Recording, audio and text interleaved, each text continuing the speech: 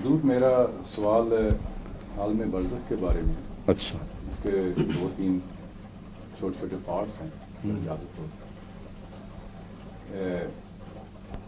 مرنے کے بعد انسان کی روح اپنے آخری فیصلے تک، یعنی جنت اور دوزخ کا جو فیصلہ ہے، الٹیمیٹ سٹیج، اس تک پہنچنے تک وہ کن کن مراحل سے گزرتی ہے؟ اور خاص کر چھوٹا سوال کیا آپ نے. ایک دو چھوٹا سا ہے، ابھی اتنی سی بات ہے. ایک دو پارٹس ہیں. بہت لمبا سوال کر گئے ہیں آپ. اچھا. ہمارے ایک شیخ پورے میں وکیل صاحب ہوا کرتے تھے. وہ ویسے تو وہاں کے آزاد منش آدمی تھے، بڑے برسوخ آدمی تھے. ویسے ان کے جو بار میں ان کو بڑا ایک روب داب تھا، بڑے طاقتور انسان، لیکن دینی لحاظ سے ذرا کمزور سے. ایک دفعہ ان کو خیال آیا کہ چلو حج ہی کرائیں، شاید پچھلے گناہ معاف اور آئندہ کے لیے کوئی اصلاح ہو جائے. تو حج سے جب واپس آئے، لوگوں نے کہا برا واقعات بناؤ. کیا کہتے میں تو توبہ توبہ کر کے آیا بس. یہ مولویوں نے مروا دیا مجھے. کہتے ہیں بڑے سخت موسم تھا اور یہاں یہ باتیں کرتے ہیں مکہ مدینہ سے ساتھ ساتھ ہوتے ہیں.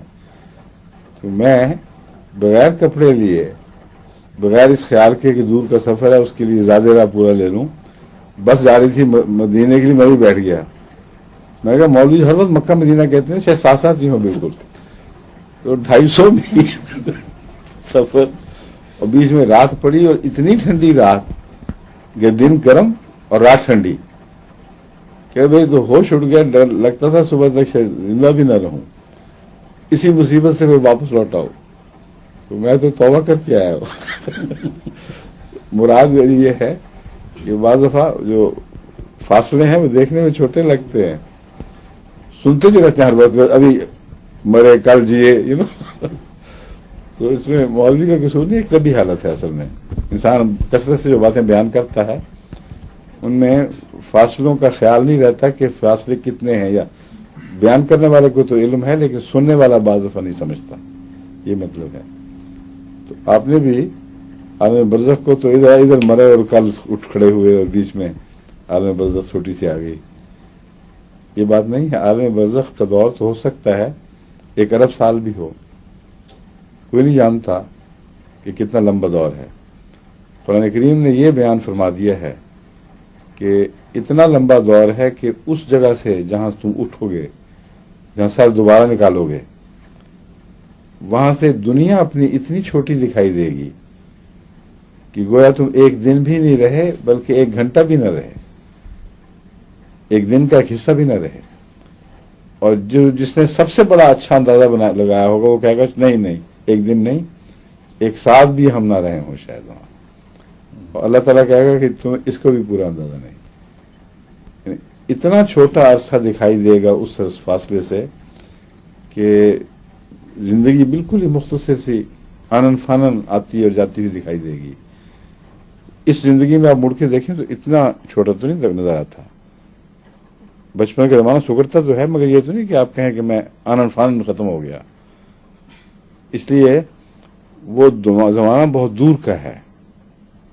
اور یہ سارا عرصہ روح کی پرورش میں، اس کے ترقی دینے میں، اس کو نئی صورت میں دوبارہ زندہ کرنے پر خرچ ہوگا. اور اس تمام عرصے میں بیمار روح بیماری کے دکھ اٹھاتی رہے گی، صحت مند روح صحت کے لطف اٹھاتی رہے گی، مگر مبہم طور پر، جس کا پیٹ میں بیمار بچہ ہو یا صحت مند بچہ. اور جب وہ مکمل طور پر اپنی نشو و نما پا کر اس دنیا میں ابھرے گا تو اس وقت قرآن کریم کے مطابق اس کی نظر بہت تیز ہو چکی ہوگی.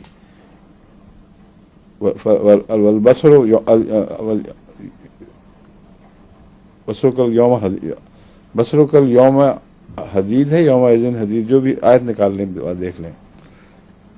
خدا مخاطب کر کے کہے گا اب مزہ چکھ ان باتوں کا جو تو کرتا ہے. آج تیری نظر بہت تیز ہو کر دی گئی ہے. جن کے پہلے تجھے ہوش بھی نہیں تھی وہ بھی اب چیزیں دکھائی دینے لگیں گی. تو شعور کی تیزی جنت بھی پیدا کرے گی اور شعور کی تیزی جہنم بھی پیدا کرے گی. اگر کسی کی قوت شامہ ماری گئی یعنی سونگنے کی حس مر گئی ہو تو وہ گندی بدبودار چیز بھی کھا سکتا ہے, اس کو پتہ نہیں چلے گا کہ میں کیا کھا گیا ہوں. اور وہاں اگر وہی چیز اس کو مل جائے اور قوت شامہ بے انتہا تیز ہو چکی ہو تو جو یہاں لذت تھی وہ وہاں جہنم بن جائے گی. اسی لیے قرآن کریم نے فرمایا ہے کہ زخموں کی دھون ان کو پلائی جائے گی. اب یہ بڑا کریسا منظر ہے, حالانکہ مراد صرف اتنی ہے کہ یہاں ان کے بعض اعمال ایسے ہی ہیں جیسے وہ زخموں کی دھون پی رہے ہوں اور ان کو پتہ نہیں. دوسری اس کی مثال یہ ہے کہ وہ مردہ بھائی کا گوشت, اب یہاں وہ مردہ بھائی کا گوشت تو نہیں کھاتے مگر باتیں ایسی کرتے ہیں جیسے مردہ بھائی کا گوشت کھا رہے ہوں, لیکن شعور کی کمی کی وجہ سے اس میں لذت آ رہی ہے. اگر وہاں شعور تیز ہو جائے تو یہی حرکت سخت عذاب کا موجب بنے گی. تو یہ جو عالم برزخ ہے یہ پرورش کا دور ہے, یہ ایوولوشن کا دور ہے. اس ایوولوشن میں شعور بیدار ہوتا چلا جائے گا, لیکن آخری صورت میں جو ابھرے گا, جیسے انڈر سے بچہ نکلتا ہے یا ماں کے پیٹ سے بچہ نکلتا ہے, تو اس وقت باوجود اس کے کہ وہ بچہ ترقی کر رہا تھا لیکن وہ شعور جو اچانک اس کو ملتا ہے وہ بالکل اور کیفیت ہے. وَجَعَلْنَاهُ سَمِيعًا بَصِيرًا. اللہ تعالیٰ فرماتا ہے کہ دیکھو وہی شخص جو اندر چھوٹی سی چیز تھی, ایک لوتھڑا سا تھا, اب باہر آیا ہے تو ہم نے اس کو سمیعًا بصیرا بنا دیا. حالانکہ سمیعًا بصیرا بننے کا دور پہلے مکمل ہوا تھا تو وہ سمیعًا بصیرا بنا ہے. تو جو اچانک پن ہے وہ یہ ہے. آخر پر یہ روحیں ڈلیور ہوں گی اپنی اپنی قبر سے, جو بھی ان کا یہ خدا نے ماں کا پیٹ بنایا ہوا ہے ان کی پرورش کے لیے, اس میں سے جب ڈلیور ہوں گی تو یوں جیسے روتا ہوا بچہ ایک دم باہر آ جاتا ہے, پھر وہ سنتا بھی ہے اور وہ دیکھتا بھی ہے, مگر اس طرح نہیں جس طرح ماں کے پیٹ میں دیکھ رہا تھا. حالانکہ ترقی ساری ماں کے پیٹ بھی میں ہوئی ہے. تو یہ کہنا کہ تدریجی ترقی تھی اس لیے اچانک پن کہاں سے آ گیا, یہ غلط ہے. مثال میں نے آپ کو بتا دی ہے. تو یہ عالم برزخ ہے. اب اس پر آپ کے کوئی اور سوال اٹھتے ہیں تو بتائیں, مگر میرا خیال ہے جو آپ نے کہنے کی باتیں میں کہہ چکا ہوں, یا کوئی معین سوال ہے تو بتا دیں. بس یہی کہ آپ نے کافی ایکسپلین کر دیا. جزاک اللہ. جی شکریہ.